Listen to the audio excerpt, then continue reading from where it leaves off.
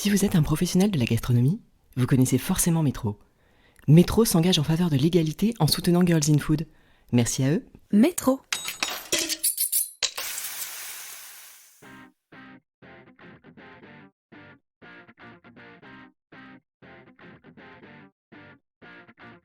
À elle seule, Thai Thanh Dang coche toutes les cases. De brillantes études, une reconversion professionnelle et une transmission familiale. Économiste à l'OCDE pendant une quinzaine d'années, elle a pourtant toujours eu envie d'entreprendre. Mais comment quitter une fonction prestigieuse pour un avenir incertain ? Surtout quand on s'est promis de ne jamais marcher sur les traces de ses parents, fondateurs de la glacerie La Tropicale. C'est pourtant en reprenant l'entreprise familiale et en changeant tout ou presque que Thai Thanh a trouvé sa voie. Si elle a conservé l'enseigne et le goût pour les ingrédients exotiques, elle met un point d'honneur à proposer des parfums uniques et souvent éphémères, comme le lilas blanc, la lavande coulis de cassis ou le pamplemousse curcuma. Et à maîtriser toute la chaîne de production en sélectionnant avec soin ses matières premières et ses revendeurs, des partenaires qui partagent ses valeurs. Si cet épisode vous plaît, je vous invite à laisser un commentaire et 5 étoiles sur l'appli Apple Podcast. Vous êtes prêts à passer à table ? Je suis Adeline Glibota et voici le portrait de Thai Thanh Dang dans Girls in Food. Bonjour Thai Thanh Dang. Bonjour. Est-ce que vous pouvez vous présenter ? Thai Thanh, c'est d'origine vietnamienne, donc voilà, c'est déjà dit. Hein. Je suis née en France, à Montpellier. J'ai 52, 54, je sais plus vraiment quel âge j'ai, parce que je pense que dans ma tête, j'ai toujours le même âge, la quarantaine. Quoi dire d'autre que je suis une enfant de l'immigration, ça c'est... mais une immigration bien intégrée. Voilà, je pense que j'ai cette notion de double culture qui m'a beaucoup enrichie. Et je vis à Paris depuis quasiment tout le temps. Ok.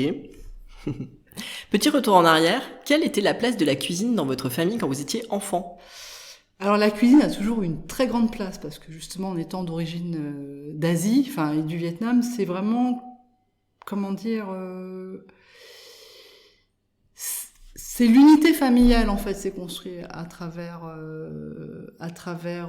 la cuisine, c'est-à-dire que on va pas tellement échanger, on va pas forcément parler de grandes théories, mais par contre ces moments de repas ensemble, le fait de faire la cuisine, surtout que du coup là on faisait la cuisine française ou la cuisine vietnamienne, c'est vraiment ce qui fait l'unité de notre famille. Je pense que même aujourd'hui, je pourrais le dire qu'avec mes filles, alors moi mon mari, parce que c'est ça qui est assez drôle, c'est là où je me rends compte qu'il y a une vraie différence culturelle, parce que lui, il est gourmand, mais il peut pas passer des heures à table. C'est pas son truc, quoi. Il y voit pas l'intérêt, il y voit pas la socialisation.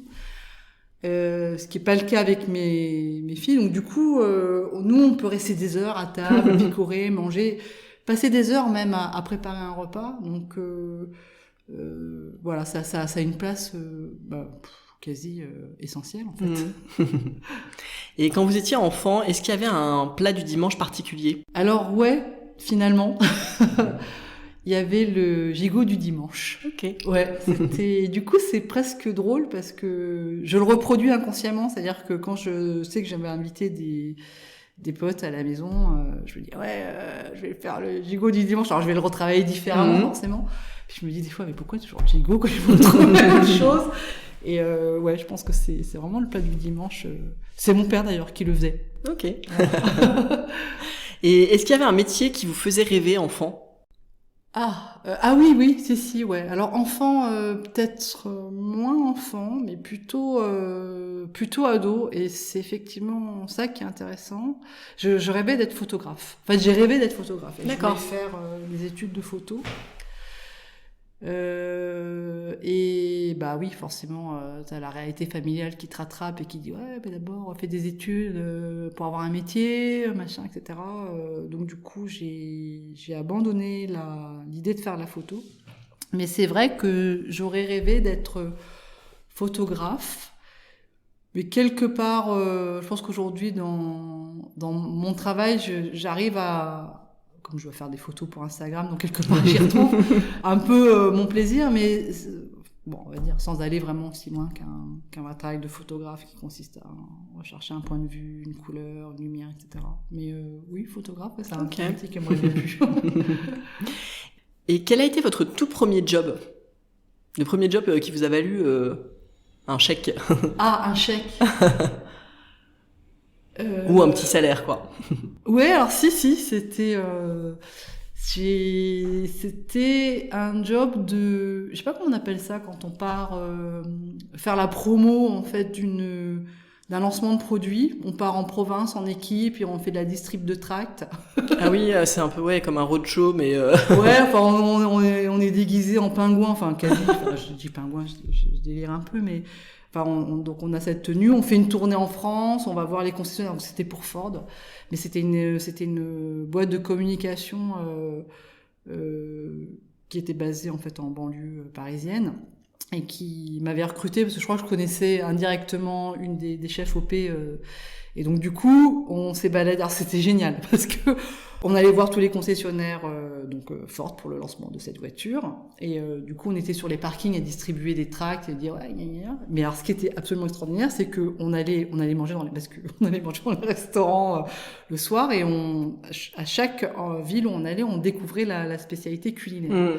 Et ça a été une très belle expérience parce que je pense que ma chef qui avait organisé l'OP, elle était très gourmande, donc du coup son truc c'était de se dire, elle était pas très bien payée, mais elle s'est dit au moins si on se déplace, donc on va à Strasbourg, on va goûter la spécialité, on va à Toulouse, on va goûter les spécialités. Et ça, c'était hyper chouette. Et du coup, ça a été effectivement mon premier chèque. C'est sympa, en tout cas, comme expérience. Ensuite, on va parler de vos études. Parce que vous avez un parcours atypique et hyper intéressant. Si mes sources sont bonnes, vous avez commencé par faire des études d'économie. Oui, c'est ça. Avant de devenir donc économiste à l'OCDE. Est-ce qu'on peut revenir sur votre parcours, sur pourquoi vous avez choisi cette orientation dans un premier temps ? Alors c'est très simple. À la base, je devais pas faire de l'économie. À la base, donc j'ai fait un bac scientifique et je voulais faire une école de commerce. Ok. Et mon père m'a dit, plutôt que d'aller me faire charcuter sur les fameux concours prépa école de commerce, il m'a dit tu sais, si tu vas à la fac, il y a des passerelles avec une deuxième année ou une troisième année, tu peux passer en école de commerce. Et donc je me suis dit oui, tant qu'à faire. Autant trouver une voie plutôt tranquille et donc du coup je me suis dit il y avait la gestion ou l'économie. Je suis partie en économie, mais ça aurait pu être la gestion en fait. Et finalement au fil du temps j'ai trouvé que l'économie c'était vraiment intéressant et j'ai plus envie de faire les écoles de commerce. Ouais, c'est le côté, alors évidemment, je suis fille de chef d'entreprise, donc l'idée de créer une entreprise, c'est quelque chose qui m'a toujours accompagnée. Et je me suis dit, bon, d'accord, faire une école pour ça, pour apprendre en plus le marketing, enfin la règle des 3 P, communication, etc.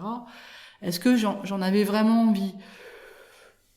Parce que l'économie, à un moment, ça nous amène sur cette question du développement. Et j'avais aussi alors à part être photographe, j'avais aussi cette envie de faire l'humanitaire. Ça, c'est quelque chose qui m'a toujours beaucoup marqué. D'ailleurs, c'est comme ça que j'ai rencontré mon mari, c'est à travers un projet humanitaire. Et je m'étais dit, sur le développement, ce serait bien qu'un jour j'arrive à aider les pays en voie de développement à se développer, puisque je suis aussi d'origine du Vietnam. Donc toutes ces petites choses, au final, m'ont vraiment amené à poursuivre les études d'économie. Et du coup, j'ai fait un bac plus 5 en économie du développement. Alors que j'avais un background, par contre, très, très scientifique. J'avais fait de l'économétrie, parce que comme j'avais fait des maths avant, donc tout ce qui est stats, technique, c'est quelque chose sur lequel j'avais pas mal de facilité. Et d'ailleurs, c'est ce qui m'a valu un peu d'avoir un diplôme plutôt très valorisé en économie, parce que l'économétrie, c'est le truc chez les économistes. Mais en même temps, il y avait cette dimension humanitaire, développement qui m'a poussée donc à aller jusqu'à un bac+5 en économie de développement. Donc, et du coup, c'est ça qui m'a amené donc vers les organisations internationales, qui étaient alors l'UNESCO dans un premier temps parce que ma mère elle en venait donc c'était un peu facile, mais plus sur le domaine de l'éducation. J'avais pas ce background d'éducation. Donc j'avais plus cette formation en économie et alors ma première orientation après mes études ça a été de voir l'OCDE ils avaient un département d'économie du développement. D'accord. Et en fait c'est ça qui m'a amené après à l'OCDE. Et pendant cette période, est-ce que vous aviez donc complètement mis de côté cette envie initiale de peut-être un jour avoir votre entreprise, ou est-ce que vous vous disiez je ferai ça plus tard, ou enfin comment vous gériez ça? Vous y pensiez plus? Non, j'y pensais plus. En fait, la seule chose auquel je pensais, c'est de pas être dans la trace de mes parents. Ça, c'est sûr. Donc quelque part. De pas reproduire, enfin pas reprendre par exemple parce que c'est eux qui ont monté la glacerie dans les années 80. La Tropicale, c'est un projet de mes parents. Ce qui était clair, c'est que j'avais pas dans l'idée de reprendre quoi que ce soit. J'avais plus envie vraiment de m'émanciper de tout ça. D'accord. Donc c'est ce qui a comment dire, orienté tout le choix de mes études. C'est-à-dire que je voulais faire quelque chose qui m'intéressait, qui, bon, quelque part, qui est pas très éloigné de l'environnement dans lequel j'ai baigné, parce que mon père était un ingénieur, ma mère a travaillé à l'UNESCO, donc quelque part, je suis pas très loin de tout ça, mais vraiment pas être dans le milieu familial. Et justement, là, vos parents avaient des parcours qui ont l'air super intéressants, et ils ont quand même lancé la glacerie La Tropicale. Est-ce que vous pouvez nous expliquer comment est né ce projet, puisque finalement entre votre maman qui était à l'UNESCO et votre papa qui était ingénieur, c'est comment ils ont créé ça? Alors je pense que c'est un peu le déclic de toutes les ruptures professionnelles. Ouais. Donc ma mère a fait une petite école de commerce à Montpellier, elle est arrivée à l'UNESCO. Mon père a fait des écoles d'ingénieur, il est arrivé chez Schlumberger. Et il y a un moment où quand on travaille dans des grosses boîtes, on se dit est-ce que j'avance aussi bien que je le veux, que je le peux. Et je pense que ça a commencé par mon père, enfin les deux en fait. Oui, c'est un moment sur ses projets d'ingénierie, il s'est retrouvé à gérer des équipes et puis sur d'autres projets à plus gérer autant d'équipes. Donc il s'est dit mince, il y a toujours un risque que je me retrouve dans une porte de placard. Ouais.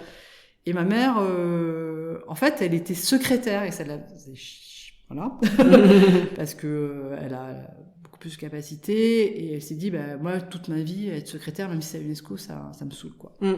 Donc quand dans la famille il y a eu une envie de monter un business, donc l'idée c'était de monter une épicerie au début asiatique.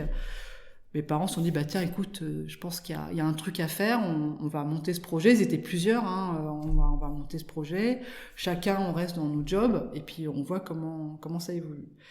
Et au final l'épicerie a pas prise, donc vraiment le projet a démarré dans le 13e 180 boulevard Vincent Auriol où on a toujours la boutique.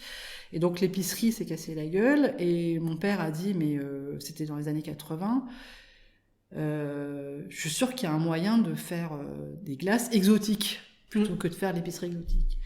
Et c'est comme ça que le projet s'est lancé, parce que lui a fait une formation chez le nôtre pour apprendre à faire des glaces.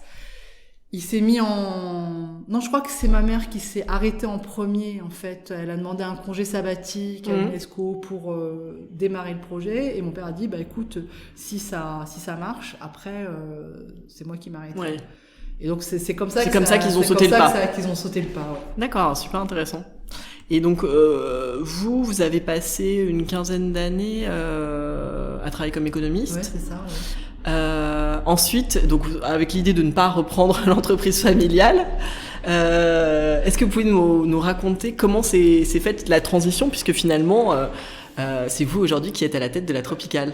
Alors c'est ça qui est drôle, c'est que je suis partie avec l'idée qu'il fallait pas que je le fasse.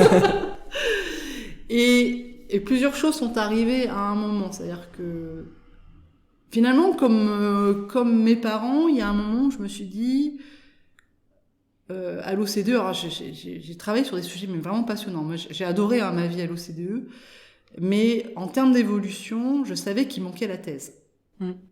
Donc à un moment, je me suis dit, bon, je vais la faire, mais c'est compliqué de bosser et de faire une thèse en même temps, donc parce que c'est un mode très anglo-saxon, en fait, l'OCDE. Et donc du coup, il fallait au moins la thèse pour pouvoir évoluer, écrire les papiers, puis après évoluer en tant que chef de service, etc. Et je savais que j'avais cette limite, c'est-à-dire que ça va être un frein, en fait, à mon évolution.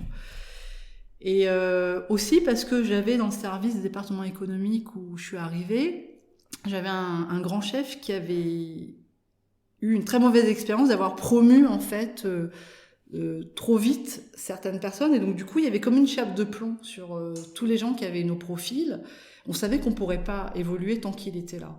Alors, à la limite, j'aurais pu aller dans un autre service, mais il y avait un truc de cet acabit qui me disait que bon, et je vais quand même galérer pour évoluer. En même temps, tout ce que je faisais, c'était des chouettes projets. Et d'un autre côté, je me suis dit, à arriver vers la quarantaine, j'avais ce truc quand je suis rentrée à l'OCDE où je me suis dit, je voulais pas me faire emprisonner dans une cage dorée. Parce qu'il faut savoir, en fait, que dans les organisations internationales, on est quand même hyper bien payé. Et mon premier job dans ce service-là, ça a été de le partager avec une femme qui avait déjà presque 60 ans, mais qui du coup avait une aigreur incroyable. Parce que l'OCDE, c'est la pensée unique, c'est le libéralisme, alors que la moitié des mecs votent à gauche, que voilà. Mais c'est le modèle économique, il est comme ça. Et elle me disait, ouais, c'est incroyable, ils écrivent des trucs...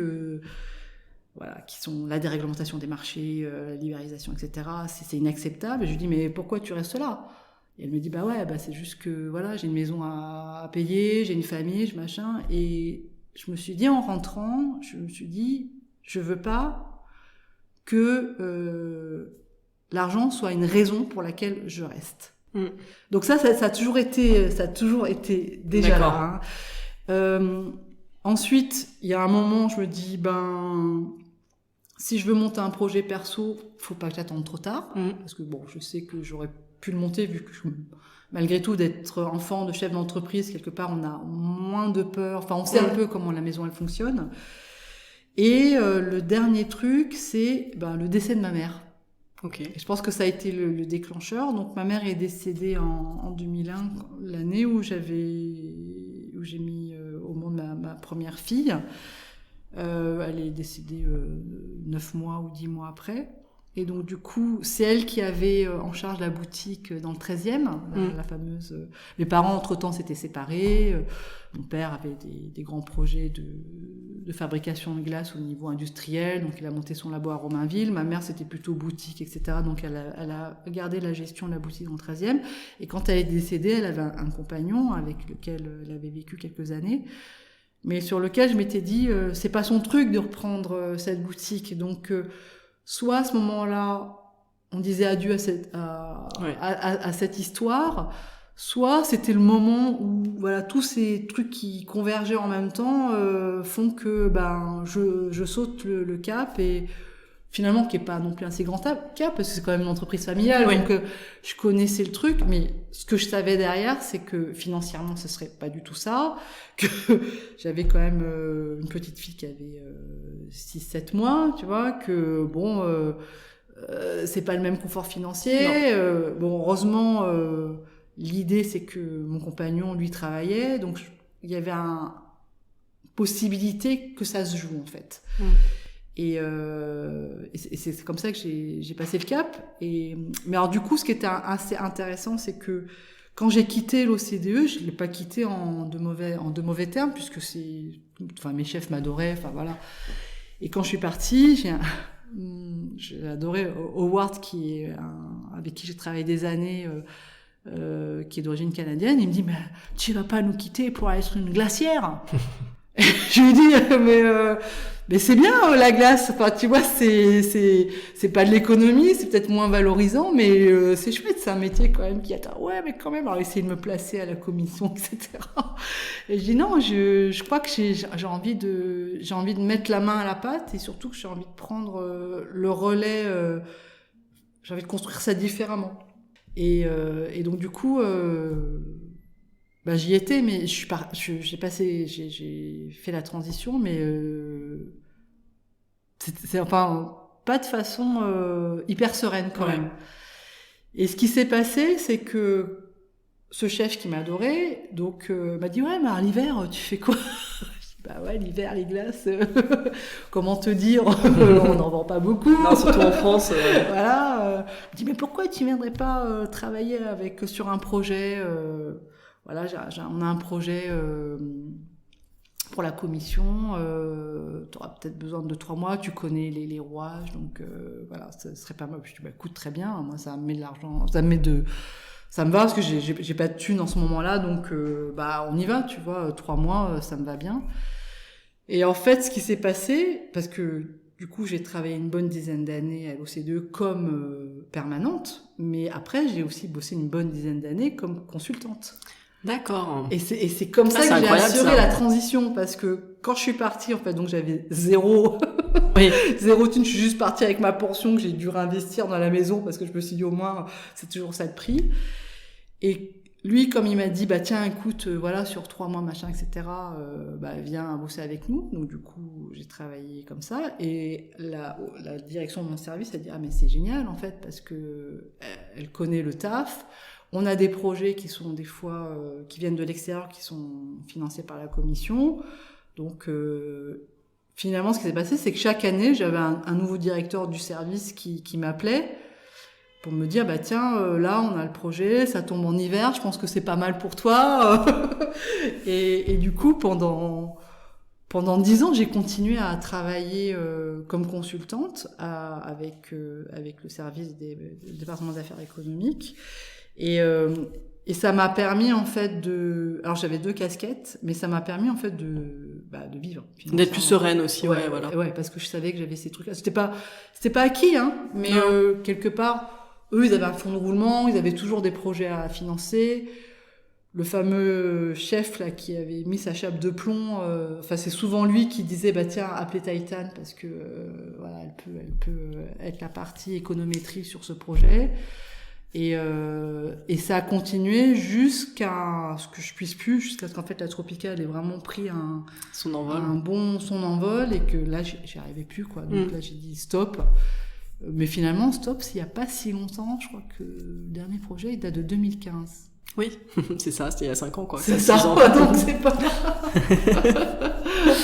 mais justement, on va revenir sur la Tropicale et sur l'orientation que vous avez voulu lui donner par rapport à la génération précédente.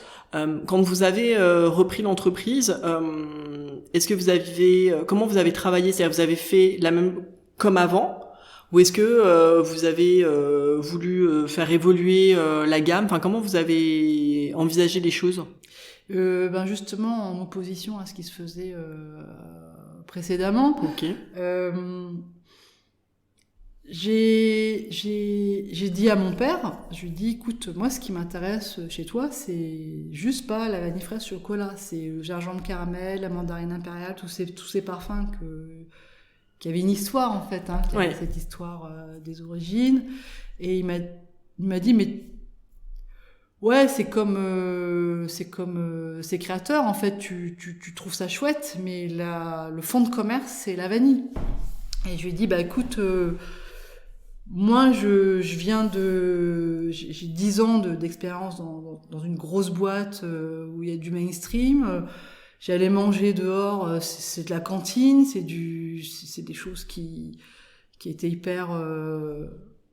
Il y a un terme pour le mainstream, vraiment des trucs pas semi-industriels, mais voilà. Et je dis, moi, si je fais de la glace, c'est juste pas pour faire ça, c'est pour faire des créations, pousser sur... Moi, je veux vendre ton gingembre caramel. Au début, c'était ça l'idée, c'est que je voulais vraiment mettre en valeur ses produits à lui. Et au fur et à mesure, forcément, on commence à s'approprier les choses. On se dit, ouais, mais finalement, genre, Carmel, il y a peut-être d'autres trucs à faire, etc. Et j'ai commencé à faire vraiment des créations. Alors, le truc, c'est qu'aussi, j'ai ramené la glace dans la boutique. Donc, la fabrication, elle s'est déconnectée progressivement de celle de mon père. Au début, c'est lui qui fabriquait les glaces. Ok. Et donc, ma mère... La boutique était vraiment une boutique uniquement de vente. Uniquement. Et puis, il y a un moment, j'ai dit, non, je vais acheter une petite machine et on va commencer à s'amuser.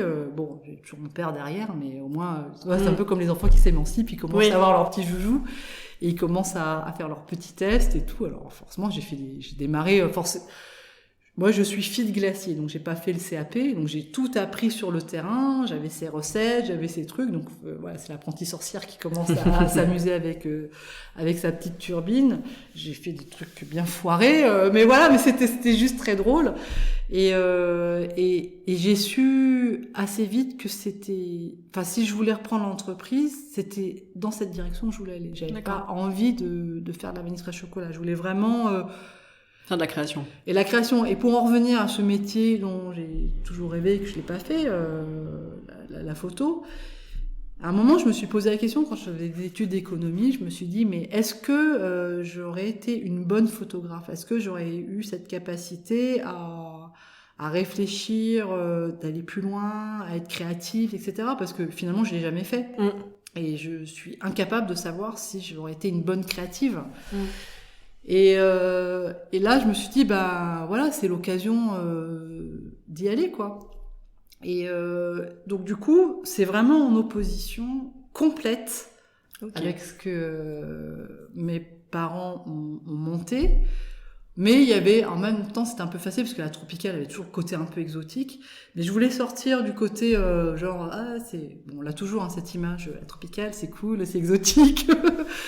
Mais dans la cuisine, quand on fait un peu de cuisine, on sait que tout est exotique quelque part. Toutes les épices, elles sont exotiques. Puis c'est toujours une question de point de vue, l'exotisme, c'est... Ouais, le chocolat, il est exotique, la vanille est exotique. Enfin, rien n'est local, rien n'est produit en Île-de-France, à part la fraise, la pomme, etc.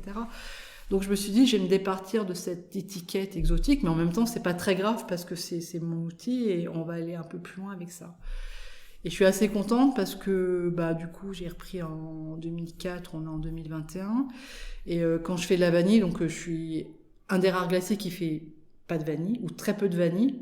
Ça m'a valu un article dans le Figaro qui disait où trouver la meilleure vanille de Paris, et on a eu cet encart qui disait la tropicale se permet de pas faire la vanille tout le temps, et j'étais hyper contente parce que finalement aujourd'hui les gens qui viennent à nous, quand on leur dit qu'il y a de la vanille, ils s'en foutent, quoi. Enfin, ce qu'ils veulent, c'est ce que j'ai eu envie de faire au début, c'est découvrir des choses, des parfums, des univers. Et quelque part, voilà. Et est-ce que vous pouvez donner un exemple d'une création, peut-être votre création coup de cœur, ou une, qui représente bien votre travail? Il y en a pas une coup de cœur, en fait. C'est ou une création récente, ça peut être un peu... Ouais, mais tout, en fait, tout ce qui sort de la tropicale est un coup de cœur, en fait. C'est ça. Non, mais c'est ça. Non, mais c'est chouette. Y a et en même temps, il y a un parcours aussi dans le temps, c'est-à-dire que et ça reflète toute ma curiosité culinaire. Donc, par exemple, je donne un exemple. Aujourd'hui, du coup, je pense que je vais donner une identité plus forte à toutes les créations qui vont sortir en remettant de l'Asie dedans. Et parce que c'est tellement mon origine que c'est facile déjà, parce qu'il y a plein de produits que je connais. Et quand je vais faire des accords, ça va être... Voilà, ce que je me dis aujourd'hui, donc toutes les créations sont pour moi comme des petits bébés, donc c'est des choses auxquelles j'ai vraiment réfléchi et que j'adore, sinon je la fais pas. Mais quel est ce twist qui soit mon identité, c'est-à-dire fille d'immigrés du Vietnam, donc il y aura toujours un poivre de ceci, un poivre de cela, et aujourd'hui l'identité elle est encore plus affirmée qu'avant. Avant, dans la création, on peut trouver des choses qu'on a aimées, qu'on va retransformer en glace. mais qui sont moins affirmés qu'aujourd'hui. Donc sur les coups de cœur, j'ai rien parce qu'à chaque saison, j'ai un coup de cœur en fait. Quand on ressort la lavande cassis, c'est un coup de cœur pour moi, je l'adore. Et puis après la saison passe et à chaque fois il y a autre chose, il y a bergamote. Donc moi tout est un coup de cœur. Après on peut me dire mais qu'est-ce qui marche le mieux? C'est encore autre chose parce que comme un cuisinier, nous, on y met tout notre cœur dedans, mais c'est vrai qu'il y a des fois, il y a des parfums où les gens sont moins prêts que d'autres, ou alors des parfums qui parlent plus facilement, comme la fleur d'oranger, on va dire la fleur d'oranger et la pistache, c'est le truc que tout le monde adore. C'est un coup de cœur quand je l'ai fait, c'est toujours un coup de cœur parce que aujourd'hui, on va chercher une autre fleur d'oranger, etc. Mais voilà, moi, personnellement, j'ai... tout un coup de cœur, je comprends. Ouais, c'est ça. Et justement, si on parle de matières premières, ce que vous disiez était très juste, c'est-à-dire que effectivement, il y a pas tant de matières premières que ça, enfin de fruits ou d'épices qui sont produites localement. Vous, comment est-ce que vous travaillez? Comment est-ce que vous les cherchez ces matières premières qui vont vous servir de base Alors du pour coup, vos créations? c'est toujours un long itinéraire, mais déjà la première chose, c'est que, comme je disais, chaque création est un coup de cœur. J'adore les glaces en fait, donc je me dis je peux pas faire des glaces avec n'importe qui, n'importe quoi. Et sur les glaces, forcément, le lait, la crème, le sucre, je me dis, j'ai envie d'avoir les meilleurs, quoi. J'ai envie d'avoir un très bon lait. Donc du coup, on travaille avec une ferme qui est à la limite de la Normandie, à l'Étrie du Brin d'Herbe. Comment je les ai découverts? C'est parce qu'on a un réseau de crémiers qui un jour m'a dit, tiens, j'ai un super lait. J'ai dit, ah bah ouais, vas-y, envoie, je vais goûter. Du coup, donc c'est à travers mon réseau que je découvre des produits, mais parce que j'ai cette curiosité de vouloir aussi aller toujours chercher le mieux. Donc le sucre, ça fait très longtemps qu'on n'est plus sur du sucre blanc. C'est pas juste du snobisme, hein, mais du coup, je suis sur un sucre de canne. Alors, on va me dire c'est pas écolo parce que je le fais venir du Brésil, parce que je travaille avec Biocop là-dessus. Mais le sucre de canne apporte une telle douceur dans la glace, même dans la pâtisserie. Hein, c'est pas un sucre agressif. Déjà, nous, on a énormément baissé le sucre. Bon, voilà. Donc, l'idée des saveurs, elle est simple, c'est que sans bon produit, on ne sort pas de bonne glace. Moi, je suis la petite magicienne à la fin qui assemble, mais si j'ai pas un bon lait, si j'ai pas un bon fruit, si j'ai pas une bonne épice, si j'ai pas un bon produit à la base avec des artisans derrière qui sont magnifiques en fait, parce que moi, à la limite, je fais pas grand chose, hein. Voilà, on va me dire oui, mais quand même tes glaces, c'est chouette, mais je veux dire, le galabé qui vient de la Réunion. Comment il est fait, c'est pas n'importe qui le fait. Et quand moi je l'ai entre les mains, je me dis, il faut que je le remette à l'honneur, quoi. Et mon job, c'est ça, c'est comment je mets en valeur ces notes de canne à sucre dans ce galabé. Donc le galabé, pour info, c'est un sucre de canne qui est réduit à très basse température. Donc c'est pas juste un sucre de canne, c'est de la canne à sucre et donc toutes ces saveurs de canne à sucre ressortent à travers ce produit. Et en fait, je vais chercher des belles choses et je me dis comment je les mets en valeur. Il y a des produits qui viennent à moi et je me dis ça c'est magnifique, comment je vais les travailler pour les mettre en valeur. Et moi, mon boulot, c'est juste ça en fait. Donc c'est pour ça que les matières premières, c'est essentiel. La pistache, je peux pas travailler avec n'importe quelle pistache. Donc, pour l'instant, on a 2 sources, c'est Bronte. Donc, on travaille en direct avec une boîte italienne qui transforme la pistache qui nous fait la pâte de pistache. L'Italie avec la noisette du Piémont. Enfin, après, bien sûr, on sait que la noisette, ça vient du Piémont. Mais après, ce qui est intéressant, c'est d'aller plus loin et de trouver les producteurs qui le font. Et c'est cette curiosité qui à chaque fois nous pousse plus loin. Donc du coup, comme on connaît lui, on connaît l'autre, et on connaît un tel et on connaît machin. Et c'est un cercle vertueux. Hein. C'est un cercle vertueux, et par contre, c'est la clé de tout ce qu'on fait là. Vraiment, moi, Bon, après, il y a des trucs qui sont plus simples à faire, mais c'est la clé de tout. moi, je ne fais rien. Je ne fais que vraiment mettre en valeur ces produits qui sont à la base extrêmement beaux. Vous en parlez super bien.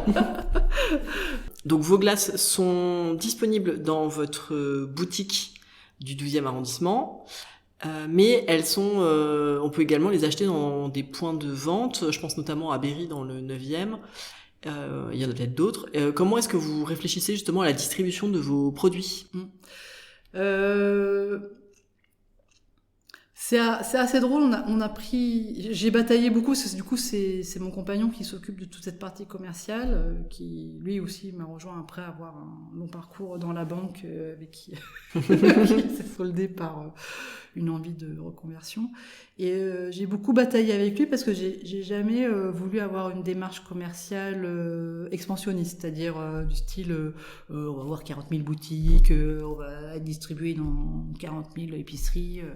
Je lui ai toujours dit que ce qui était vraiment important, c'est le réseau d'aficionados, c'est-à-dire des gens avec qui on partage les mêmes passions des produits, qui sont forcément des gens sympas, avec qui on a plaisir à se lever, travailler avec. Et ça a commencé en fait avec mon voisin qui est caviste. Ok. Et parce qu'on parle de glace, machin, etc. Puis on dit pourquoi je te mettrais pas une vitrine de glace ? Moi je vends du saucisson, des machins à l'apéro. Je dis écoute, essayons. Pourquoi vin et glace ? Que je trouvais intéressant, c'était les vins, il y a du terroir. Sur les glaces, j'ai pas le terroir, mais tu vois, j'ai des créations de parfums qui pourraient en fait être similaires, c'est-à-dire que je te fais pas juste de la vanille fraîche chocolat, je te fais vraiment des parfums qui sont et donc du coup on s'est dit tiens, pourquoi pas. Finalement ceux qui viennent chercher du vin, une quille pourrait très bien partir avec un dessert plutôt qu'un apéro. Et on a commencé comme ça. Et vin et glace, déjà c'est un truc un peu particulier, c'est assez original. Ouais, c'est pas vraiment le truc et ça a démarré comme ça. Et ça a plutôt pas mal marché. Et là-dessus, donc Gilles me dit, écoute, il faut développer le truc. Je lui dis, je veux bien, mais ce que je veux surtout, c'est que là où on va aller, ce soit des gens qui soient chouettes, quoi. Des gens, d'abord, des personnes qui aiment nos produits, parce que ça va être eux nos ambassadeurs. J'ai pas envie de placer une vitrine à un Monoprix ou dans une épicerie où personne ne sait en parler. Le plus important, c'est que chez qui on va aller, déjà, il faut qu'ils aiment la glace. D'ailleurs, c'est un point commun à toute l'entreprise. Mes équipes, nos équipes sont des gens qui aiment manger des glaces. Nos partenaires sont des gens qui aiment manger les glaces. Et du coup, c'est comme ça qu'on a démarré en se disant, d'abord, c'est des personnes, c'est leur volition, c'est leur passion. Et donc, on fait toujours une dégustation. Et c'est là où on se rend compte de cette curiosité, de cette... comment dire... de l'ensemble des points communs qui nous relient. Et on n'avance que comme ça. C'est-à-dire que même des fois, quand on est sollicité, quand c'est pas nous qui allons faire la démarche, c'est important qu'il y ait cette... c'est comme des amis, en fait. On a envie que tous les gens avec qui on travaille soient des amis, quoi. Okay. Et si on ne le sent pas, on n'y va pas. Parce que, d'abord, on est une petite entreprise. On ne peut pas produire à tout va. Mais par contre, avec ceux avec qui on travaille, on les adore tous, quoi. Donc, et Berry en fait partie, et on en a plein. On a donc des cavistes, des néo-crémiers, ce que j'appelle néo-crémiers, c'est une nouvelle génération de crémiers qui se reconvertis aussi, des épiceries fines, un peu de chocolaterie. Mais voilà, le plus important, c'est qu'il y ait ce feeling, en fait. Ouais, voilà. J'aimerais bien qu'on revienne aussi sur votre livre, parce que vous avez écrit un livre qui a un parti pris assez original entre pâtisserie et glace. Est-ce que vous pouvez nous parler de ce projet, de la manière dont il est né ? Alors il est né parce qu'on a toujours envie de faire un livre. On se dit toujours ce serait cool si on avait fait un livre de recettes. Et j'ai été très accompagnée donc par Pauline André Ricard qui a dirigé tout le projet en fait, parce que elle est, enfin, je veux dire, c'est ma DA, c'est vachement chouette de dire ça. Ouais, j'ai une DA. Mais c'est vrai c'est elle qui m'a beaucoup aidée sur la partie communication, logo, etc. Parce que voilà, on est des petites boîtes, nous on a la main dans le cambouis, c'est les produits qui nous intéressent et on n'a pas forcément cette dimension représentative. Donc voilà, on va dire que c'est ma DA. Et quand je lui ai parlé, on en a parlé depuis longtemps, elle m'a dit ouais, faut qu'on fasse un livre. Je dis ok, on y va, faisons un livre. Et c'est elle quand même qui a porté le projet dans sa totalité. Moi j'ai écrit les recettes et l'idée est partie de oui, les glaces c'est bien, c'est pas forcément les livres qui se vendent le mieux, mais pourquoi pas glace et pâtisserie. Et là-dessus, je me suis dit, bah oui, d'accord, du coup, glace et pâtisserie, mais d'un point de vue de glacier. Donc, j'ai pas de formation en pâtisserie, ce que je disais, donc je vais pas aborder la pâtisserie et les glaces d'un point de vue de pâtissier, je vais l'aborder d'un point de vue que glacière, 100% glacière, et puis avec ce que j'aime en photo, en céramique, etc. Et j'avais envie de revisiter tous ces grands desserts connus, ou l'omelette norvégienne, le vacherin, les tartes glacées, etc.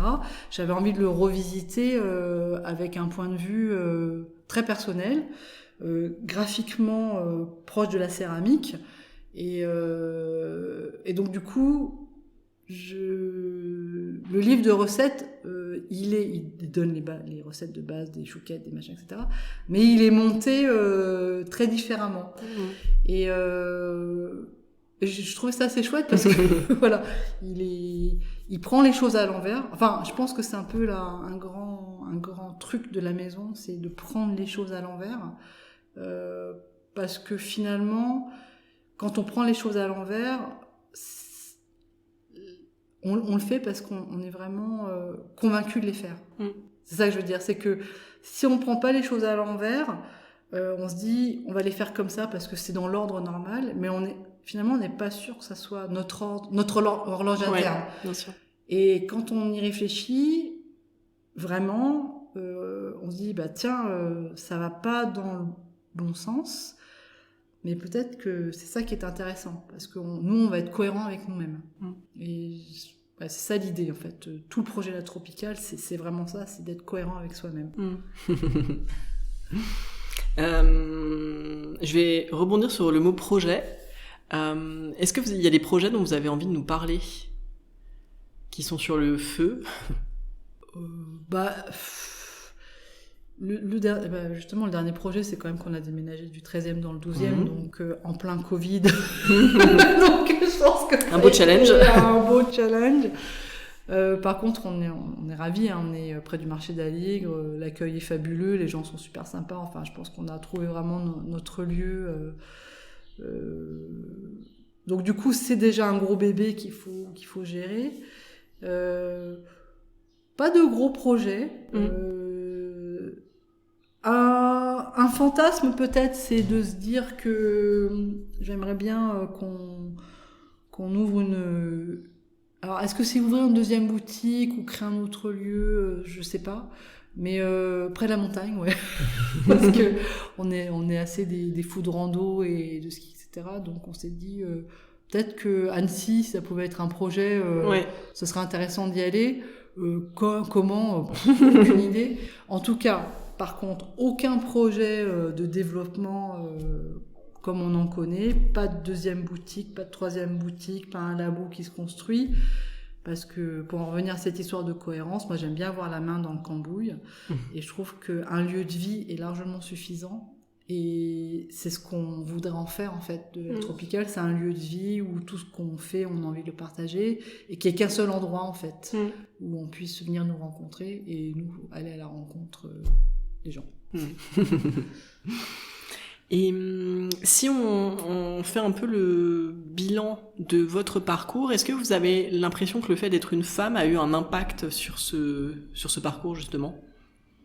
Je pense qu'en tant qu'économiste ou même à travers les études, j'ai jamais senti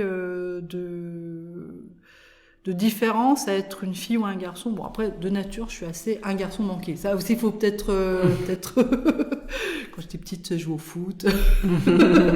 J'ai choisi plutôt des études techniques. Voilà.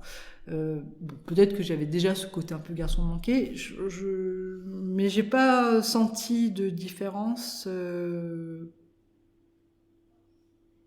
personnelle. J'ai pu constater, par contre, effectivement, que les femmes étaient moins représentées en tant que à la direction, etc. J'ai aussi travaillé avec des femmes avec qui je ne me suis pas du tout entendue, et c'est très intéressant du reste parce que pour plusieurs raisons, c'est que elles se comportaient aussi comme des mecs, et donc il y avait un côté où je me dis je vois pas pourquoi voilà. Donc j'ai pu expérimenter une différence à travailler entre les hommes et les femmes. Personnellement, à l'OCDE, je l'ai pas senti comme un frein ou une contrainte, parce que il y avait pas mal de femmes qui étaient à des postes intéressants, donc là non. Quand je suis arrivée dans la glace, la seule chose que j'ai vraiment constatée, c'est qu'il y avait peu de femmes glacières, et que pour le peu où on parlait de la glace, on parlait toujours que des mecs. Et alors moi, peut-être parce que j'ai repris une marque, j'ai repris une glacerie qui existait depuis longtemps, qui était un peu connotée exotique, toujours un peu à la marge, je sais pas quoi, puis d'origine vietnamienne. Parce que c'était assez drôle, parce que mes parents, quand même, de première génération, ont toujours voulu pas trop montrer, en fait, ce côté différent vietnamien, même s'ils avaient appelé leur boutique, leur marque de glace à Tropical. Il y avait un côté, on va faire un truc exotique, générique, mais on se met pas en avant. Il y a rien de... Et même quand j'ai repris la Tropicale, on m'a dit, Titan, vietnamien, chef, faire des glaces, faut que tu te mettes en avant. Je dis, non, c'est juste que je peux pas me mettre en avant, c'est un projet d'entreprise, j'ai pas à me mettre en avant. Donc du coup, et je me suis jamais mise en avant comme femme, comme étant d'origine vietnamienne, etc. Alors qu'aujourd'hui, ça change beaucoup. Aujourd'hui, c'est presque une identité. Ça a évolué, l'environnement a évolué. Mais j'ai simplement constaté qu'il y avait peu de femmes, et que quand ils parlaient de la glace, on parlait peu de femmes aussi. Ouais. Et après, du coup, la pâtisserie, forcément un sujet qui m'intéresse parce que c'est attenant à la glace. C'est pareil. Les chefs pâtissières, même dans Food Pâtisserie, on n'en voit qu'une, quoi. Alors qu'il y en a beaucoup. Alors, elles sont peut-être pas toutes chefs, mais il y a quand même beaucoup de femmes qui font des belles choses. Et il y a toujours ce truc, toujours les mêmes mecs qui reviennent. Donc oui, là, j'ai constaté qu'il y avait un petit différent, on va dire. Mais je pense pas en avoir été, à mon niveau, victime. Mais voilà. Je pense que les médias ont un rôle à jouer dans la mise en avant des femmes professionnelles. Après, c'est un fait aussi qu'il y en a là, en l'occurrence, dans la glace, mais dans la pâtisserie, pour bien connaître la pâtisserie, et Food Pâtisserie, c'est vrai qu'il y a encore peu de femmes, malheureusement. Moi, j'ai l'impression qu'une génération émerge, mais ouais, mais j'aimerais bien avoir votre avis justement sur ça. Il y a une génération qui émerge, et oui, c'est ça qui est chouette, parce qu'il y a une génération qui émerge, et il y a une communication aussi qui émerge. Et alors, autant moi, j'ai jamais vécu ce qui peut se vivre en cuisine, et ce que je disais, c'est que j'ai eu beaucoup de témoignages de la violence, l'agressivité, du machisme qui peut s'exercer dans le milieu de la cuisine et de la pâtisserie. Ça, j'en ai parfaitement conscience, et là-dessus, je serais la première à mener bataille contre ça. Moi, personnellement, je l'ai pas vécu, mais par contre, je suis à fond pour soutenir cette émergence qui met en avant quand même ses difficultés, mais aussi la féminité dans ces lieux qui sont très masculins. Oui. Et pour en revenir à Food Pâtisserie, quand on sait que c'est quand même 2 femmes qui sont derrière le journal, je me dis quand même que c'est un peu dommage qu'il n'y ait pas un effort un peu plus politique. En fait, c'est un engagement politique. Si on n'y va pas politiquement, il se passera rien. Moi, j'écris pour Food Pâtisserie, donc je connais bien le magazine, et je l'ai lu pendant des années avant. Et en fait, moi, dans mes ajustements, je trouve que moi, j'ai cette liberté-là dans Food Pâtisserie de mettre à l'honneur des femmes et je le fais autant que possible. Donc, je pense que c'est, il y a cette volonté-là, quoi. Exactement, ouais. Et parce que toi, déjà, tu t'es engagé là-dedans. Tout à fait. Mais ce qui serait bien aussi, c'est que peut-être plus de journalistes soient engagés là-dedans. Ça, qu'il y ait peut-être plus de femmes journalistes. Que les médias food, soient plus vigilants à mettre à l'honneur des femmes, c'est sûr. Parce que chacun a le pouvoir de le faire, donc... Mais c'est ça, c'est-à-dire qu'après, c'est juste une aparté, hein. Toi en tant que journaliste, moi en tant que glacière, voilà, c'est un engagement politique sur lequel on va s'inscrire. Après, je parle de Food Pâtisserie, mais ça pourrait être n'importe quel autre journal. S'il n'y a pas d'engagement particulier, voilà, après, c'est... Oui, non, je pense qu'en plus, de la part des deux fondatrices, il y a des engagements, justement, associatifs, contre les violences faites aux femmes, il y a des prises de position, donc, moi, je le ressens. Alors après, c'est peut-être que ça ne se voit pas encore assez, je pense que c'est là. Ouais. Non, mais voilà, même en cuisine, hein, c'est pas que, qu'en pâtisserie. Et mais voilà, donc du coup tous les mouvements qui participent à casser un peu les codes machistes, moi je suis à fond. Tu vois, le festival des chefs, chef feu, c'était magnifique, quoi, parce que du coup on a mis à l'honneur toutes ces femmes qui étaient en cuisine. Il y avait quand même 2 jours de session, il y avait quand même une bonne quarantaine de filles qui ont travaillé en binôme. En plus, c'était un très joli projet. Et du coup, on se dit, ouais, il y a toute la place. Il y a toute la place pour autant de filles que de garçons. Bien sûr, ouais. Et allons-y, quoi. Si on doit pousser un peu les murs pour qu'il y ait un peu plus de place pour les filles, on pousse les murs, quoi. Ouais, donc, je suis bien d'accord. Voilà. Je suis assez...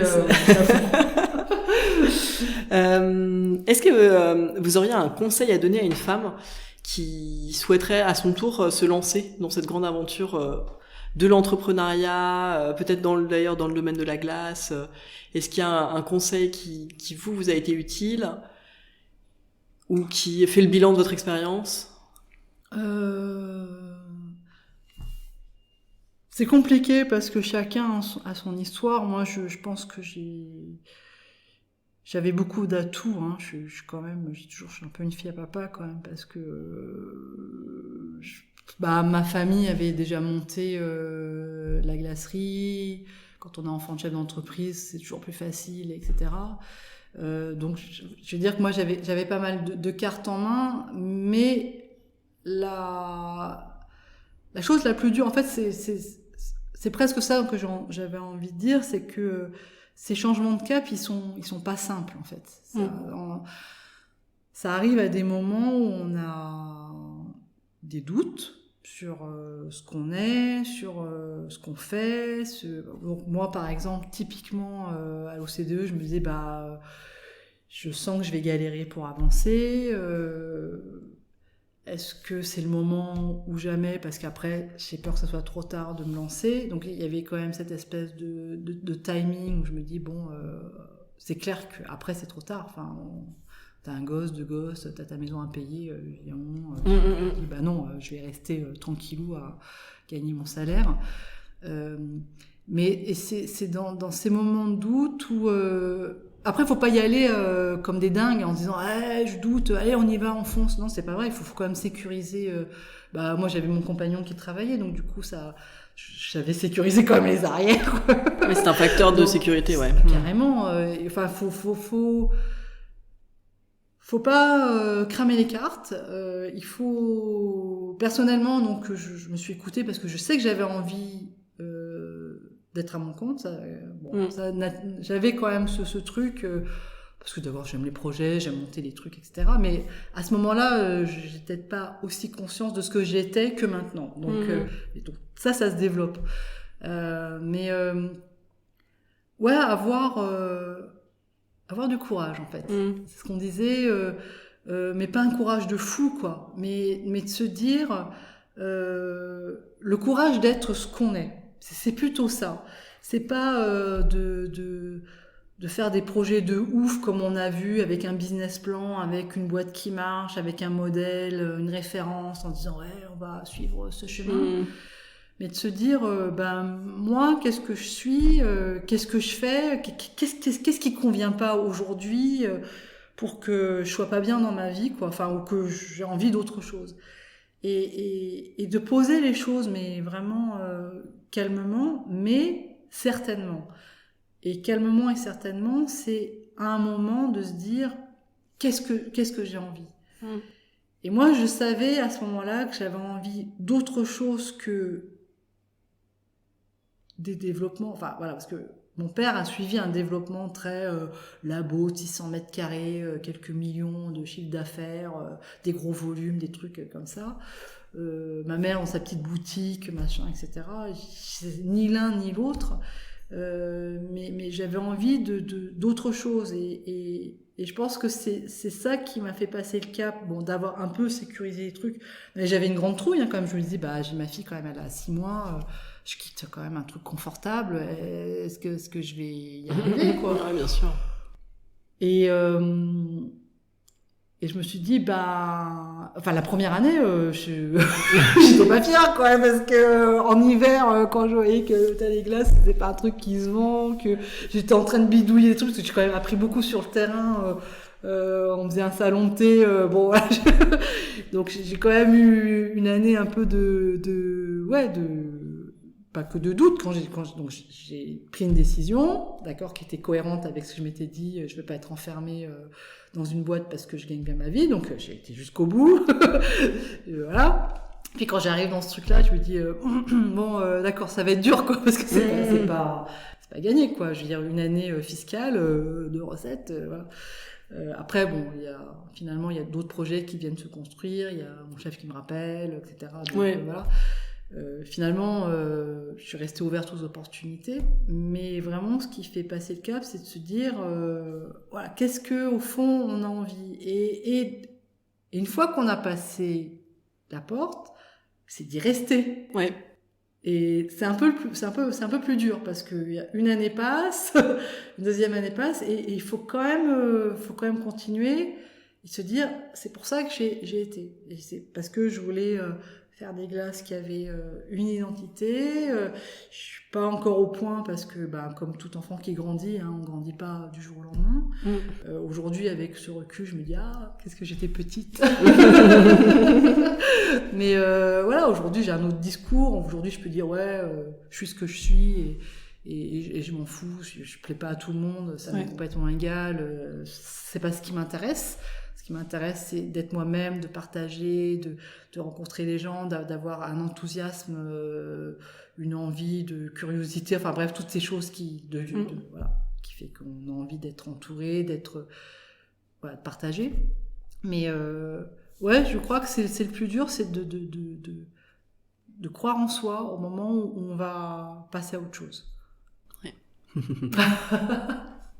Et puis je trouve ce qui est hyper intéressant dans ce que vous dites, c'est il y a aussi ce côté quand on est dans le projet, ça se passe pas forcément comme on l'avait prévu, et il faut laisser la place au fait de grandir aussi, de continuer à grandir en même temps que le projet, de se dire que voilà, maintenant avec le recul, vous êtes plus exactement la même et vous proposez plus exactement la même chose que quand vous avez repris l'entreprise, et c'est ça qui est intéressant aussi et qui fait tout l'intérêt finalement de se lancer, c'est que le projet il va continuer à grandir, à évoluer et à changer et pour se rapprocher le plus près possible de ce que vous êtes vous. C'est ça.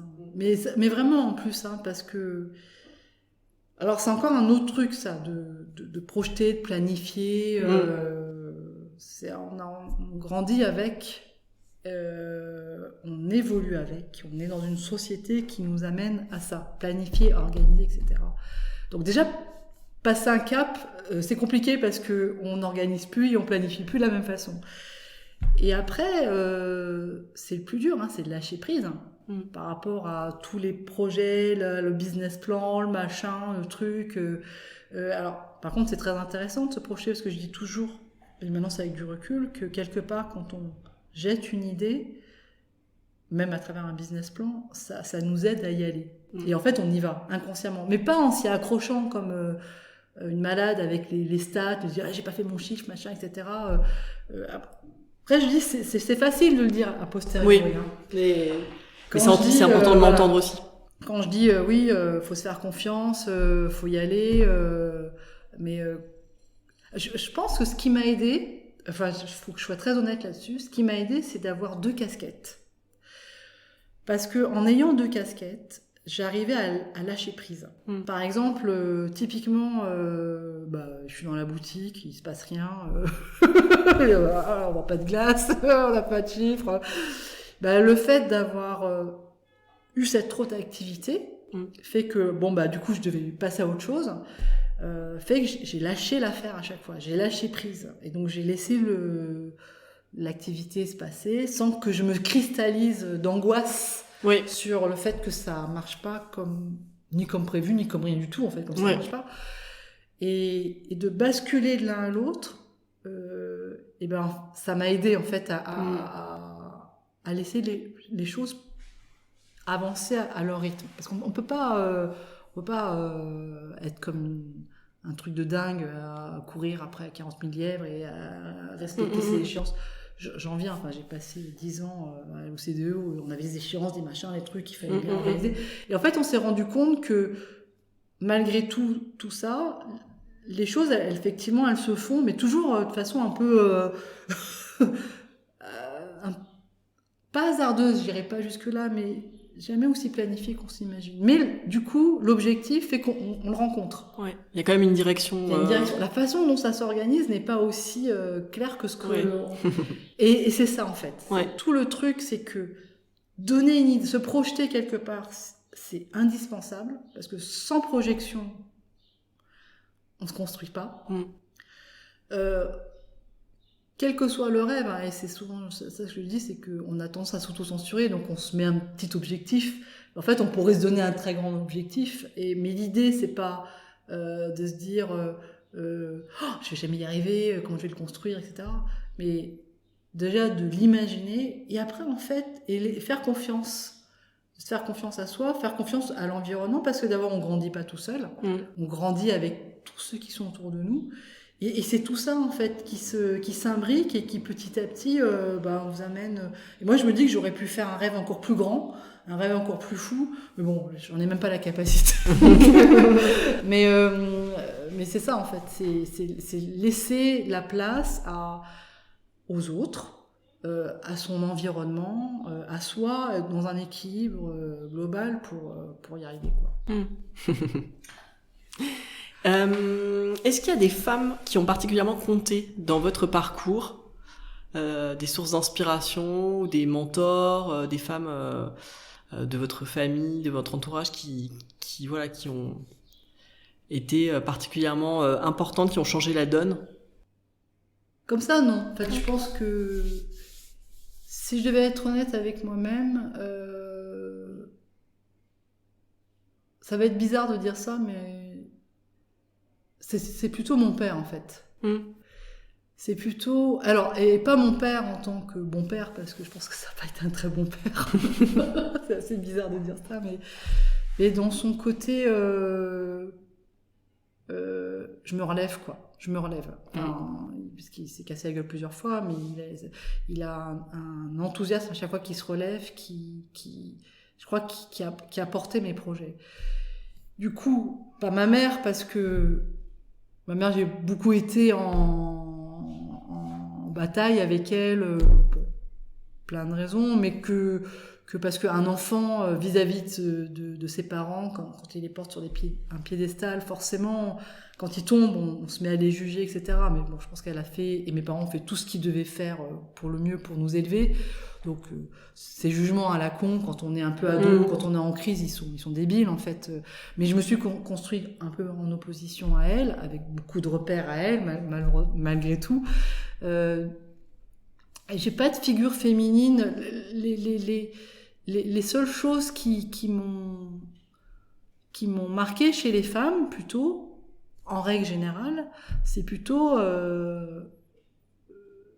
le courage qu'elles ont de faire les choses. Voilà. Parce qu'on est quand même dans une société assez masculine. Et par exemple, un truc très, très bête, je trouve très courageux, une femme qui quitte son mari avec ses gosses sous le bras parce que ça va pas et qu'elle a pas le job qui va avec, financièrement elle a pas les conditions, mais il y a un moment elle se dit je me casse parce que il y a un truc qui va pas.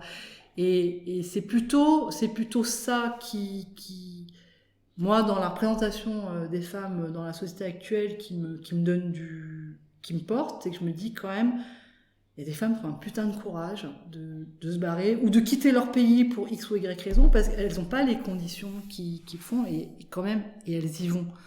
Et bon après il y a les grandes figures féministes etc que j'ai pu lire mais je n'ai pas le sentiment que j'ai été portée en tout cas par une grande figure féminine dans mon parcours. On va passer au questionnaire Girls in Food, des questions pour mieux vous connaître. Quel est votre dernier coup de cœur food, si vous en avez un à partager? Alors, oui, mais du coup sur des ingrédients bruts, hein, parce que ça va être des ingrédients que je découvre pour les glaces. Et alors j'ai fait une très très belle rencontre avec une autre fleur d'oranger, ouais. qui nous vient de Tunisie. Alors c'est travaillé, distillé de façon artisanale, donc vraiment une eau, mais vraiment sublime, hein, qui m'a touchée, mais qui m'a touchée quand je l'ai mise dans la glace. Okay. Et ce produit, en fait, c'est pas que... je pense que le gars qui est derrière y est pour quelque chose. C'est Habib de chez Babahari qui est un passionné du coup de produits orientaux et qui est d'origine tunisienne et qui a une ferme familiale, des terres familiales en Tunisie qui cultivent les olives, donc huile d'olive, olivier, et en fait sur son terrain il cultive aussi le thym sauvage, le romarin. Et en fait, il a dans son réseau, pareil, pour la fleur d'oranger, l'eau de rose, etc. Donc c'est tout un, on va dire, toute la Tunisie dans ce terrain familial qui arrive à nous directement à travers ces produits. Et Habib qui en parle avec qui est assez passionné, c'est juste une très très belle personne. Et donc cette eau de fleur d'oranger, elle est arrivée sur cette table avec l'eau de géranium, avec son thym sauvage, avec sa bipsa, tous ces produits, ces olives magnifiques. Le plat qui résume votre enfance? Ah oui, alors c'est le porc au caramel. Mais alors pas n'importe lequel, celui du Nouvel An chinois en fait.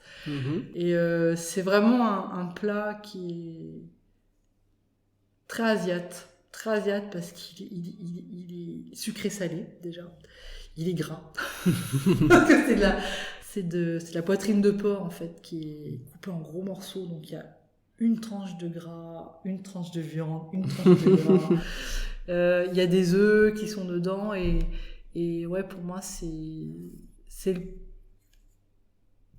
un plat qui me rappelle toute mon enfance, toute ma famille, tout d'où je viens et que j'adore faire d'ailleurs, que j'adore faire assez régulièrement. Je veux bien la recette. Est-ce qu'il y a un plat que vous avez goûté et que vous n'avez jamais oublié? Alors, j'ai un problème, c'est que je suis dans l'instantanéité, donc j'ai du mal à me rappeler de choses qui m'ont marqué, même si en fait dans mon ADN elle a elles sont toujours là, oui. Puisqu'en fait des fois je me rends compte, je dis ah tiens ça me parle et je sais que ça va revenir, mais comme ça froidement non. Ok. Un aliment que vous détestez? En fait j'en ai pas. Okay. J'en ai pas pour la bonne et simple raison que je trouve tout intéressant. C'est souvent une histoire de point de vue. Enfin, quand il y a un truc qui... alors oui, effectivement, il y a des... Alors, c'est pas des aliments, tellement, c'est plutôt des odeurs. Okay. Ça peut être des odeurs qui m'indisposent. Mais du coup, par exemple, sur les fromages très costauds ou le durian... ça me gêne pas. Enfin voilà, donc du coup, c'est sur les aliments, il y a rien que je vais pas aimer, mais parce que je vais toujours tourner le point de vue, enfin, je vais toujours changer de point de vue sur ce qui va m'indisposer, c'est plus des choses qui sont pas réfléchies. Enfin, c'est-à-dire, c'est drôle, hein. Par exemple, tu parlais d'un plat dont je vais me rappeler. En fait, je vais me rappeler que de choses qui n'ont pas de cohérence, qui n'ont pas de sens, des choses qui ont été construites un peu comme ça. On va m'apporter une assiette d'un plat, ça peut être un chef étoilé, hein, ça peut être n'importe quoi, mais de choses qui auront pas une histoire à raconter. Oui. Ça va me gêner. En fait, ça, je vais m'en rappeler. Peut-être parce que du coup, aujourd'hui, autour de moi, j'ai que des gens qui ont des petites histoires à raconter, donc je suis incapable de m'en rappeler parce que ça marche tellement bien que je les oublie. Est-ce qu'il y a un produit que vous avez toujours au frigo ou dans votre cuisine ? Ouais, quand même. Alors, malheureusement, j'ai toujours la sauce de poisson, hein, la sauce soja, j'ai toujours du miso et j'ai toujours du beurre et de la crème liquide. Quelle est votre recette fétiche, celle que vous faites tout le temps ? Ah ouais, ça, je la fais assez régulièrement, c'est un sauté de veau. Alors que je varie marengo, machin, etc., que je fais assez souvent parce que j'ai la vieille cocotte, tu sais, la cocotte sous pression, et c'est un plat assez simple à faire qui est facile à mettre en route, qui est très savoureux parce qu'il faut pas oublier le vin, toutes ces petites choses là, toutes ces herbes. Qui me prend 2 minutes en fait, et je peux effectivement refaire assez régulièrement. Et puis il y a un truc aussi encore plus simple, c'est tout ce qui est à base de curry de coco. Alors du coup c'est ça, hein, c'est la double culture, hein, donc il y a ces sautés de veau qui sont assez faciles à faire, et un autre que je fais aussi très régulièrement qui sont des légumes sautés avec un peu de sauce poisson, la pâte de curry et beaucoup de lait de coco avec du riz, et ça c'est plié en 2 secondes aussi. Qu'est-ce que vous écoutez quand vous cuisinez ? Justement, quand vous faites vos sautés de veau ? Du coup, j'écoute rien quand je cuisine à la maison. Par contre, je cuisine beaucoup à la boutique, parce que du coup, j'ai repris avec le Covid, c'était un peu compliqué, donc j'ai repris le poste de notre cuisinière pour le déjeuner, le salon thé, tout ça. Et là, je me rends compte que j'ai besoin de musique. Ah, c'est bizarre, hein. Mais alors, pas n'importe laquelle.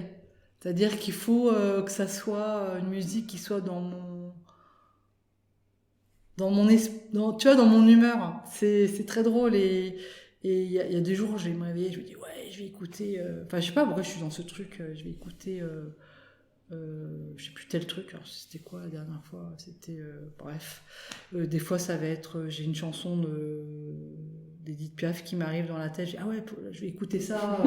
Et en fait, la musique, elle va plus c'est important pour moi du coup, parce que quand on est en cuisine, pas à la maison, mais pour un resto ou un salon de thé, il y a un timing hyper serré à respecter, donc il faut rester hyper concentré. Et il faut que cette musique, donc j'en ai besoin, je me suis rendu compte que j'en avais besoin, mais il faut qu'elle soit dans mon état d'esprit. Ouais, voilà. Dans le mood du moment. Je comprends. Quel serait le resto de votre vie s'il n'en restait qu'un ? Eh ben, je crois que pour en revenir à cette cuisine qui m'a touchée, effectivement, c'est un resto tout simple. Alors d'abord, j'aime beaucoup les restos qui sont très simples, mais chez qui le chef, il a quelque chose à raconter.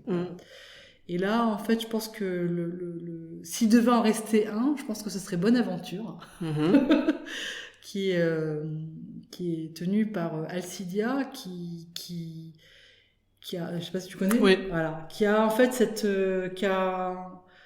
pas que je m'y retrouve dedans, mais il y a tellement de points communs dans la façon de brasser toute cette différence culturelle, ce qu'elle est, sa cuisine qui est vraiment ce qu'elle est. J'adore tout ce qu'elle propose à son histoire. Voilà, la petite magicienne. Et ouais, je pense que c'est. Alors j'y vais pas souvent parce que j'ai pas le temps, mais j'adore en fait, j'adore ce type de cuisine, et du coup s'il devait en rester qu'un, je pense que ce serait ce restaurant. Et est-ce qu'il y a un restaurant que vous donneriez cher pour découvrir ? Ou tout. Tout. Tout. En fait, il y a plein de restaurants que j'aimerais découvrir. J'ai juste pas le temps d'y aller. Il y a plein de gars plein de filles qui ont des tas de choses à raconter. En fait, moi, j'adore aller au restaurant pour tout ce que je sais pas faire. Parce que c'est un voyage en soi. Ouais. Donc oui, il y a 40 000 trucs que j'aimerais aller voir. Je les ai pas tous en tête parce que à chaque fois je me dis ah ouais ça faut que j'aille goûter. Puis je le mets sur mon smartphone puis je lis. Et en fait comme on est des petites boîtes, on a quand même la tête dans le cul. C'est bien sûr. J'ai pas le temps. Mais oui, j'aimerais tout, tout. Mais tout dans cet état d'esprit de quelqu'un qui a raconté quelque chose à travers sa cuisine, que ce soit en bistronomie ou. Alors malheureusement, chez les étoilés, je trouve que je suis assez souvent déçue parce qu'il n'y a pas cette petite étincelle, ce petit truc. Et je vais revenir juste sur un truc d'ailleurs, J'ai beaucoup apprécié la cuisine d'Anne-Sophie Pic à Paris, là. Mais assez bizarrement, elle proposait 3 types de menus, etc. C'était il y a assez longtemps, mais et il y en avait un qui était plutôt floral et je sais pas pourquoi, je pense que ça devait vraiment être sa cuisine. Et il y avait plein de belles choses, d'une finesse, voilà. Je sentais que chaque plat qui arrivait, il avait une histoire. Et je m'étais dit, mais pourquoi est-ce qu'elle propose ces 2 autres alternatives ? Il y en avait une qui était plus classique, avec des pithiviers, des machins, une cuisine plus masculine, etc. Et je me disais, mais pourquoi on se sent obligé de proposer des choses qui sont pas forcément... Alors, elle va peut-être me dire, j'en sais rien, ouais, mais ça, j'adore, en fait, ce truc, il est top, etc. Mais je pense que ce menu-là, qui était plus floral, plus féminin, qui avait vraiment une touche, pour moi, je me suis dit, c'est ça son histoire. Enfin, en tout cas, moi, c'est comme ça que je l'ai ressenti. C'est peut-être complètement... je délire complètement. Je veux dire, c'est des gars qui... Enfin, voilà, il y a des chefs cuistots qui sont derrière. Peut-être que c'est eux qui se sont dit, tiens... Mais dans l'idée, c'est ça. C'est que je me dis toujours, c'est que les étoilés, ils pourraient avoir leur cuisine à eux. Alors, il y en a un qui fait ça, c'est Bruno Verjus. Il est dans sa cuisine. Il est dans sa cuisine jusqu'au bout. Voilà, il t'amène les assiettes, il est dedans à fond. Et d'ailleurs, il a qu'un menu. Et je trouve ça très bien parce que c'est quand on va chez quelqu'un comme lui, ou même n'importe qui. C'est pour ça que je favorise pas. Enfin, pour moi, les étoilés, ça n'a pas forcément un symbole parce qu'il y a des gens qui ont cette même volition et qui sont pas étoilés. Et en fait, ce qui est important, c'est d'amener les gens dans leur histoire. En fait, ça, je trouve que c'est chouette et je sais plus pourquoi je disais ça, mais ah oui, parce que tu me parlais des restaurants et voilà, c'est ça. Pour moi, le plus important, c'est que un chef nous amène dans son univers, quoi. Dernière question de cette interview. Quelle femme souhaiteriez-vous entendre dans un prochain épisode de Girls in Food ? Ma copine Alcidia. Merci beaucoup, Taitan Dong. De rien. Un grand merci à Taitan Dong pour sa participation à Girls in Food. Si ce podcast vous plaît et que vous souhaitez le partager avec le plus grand nombre, rien de plus simple, mettez-lui 5 étoiles et laissez un commentaire dans l'appli Apple Podcast. J'attends vos réactions sur Instagram, ainsi que vos suggestions d'invités. À bientôt pour une nouvelle interview de femmes inspirantes.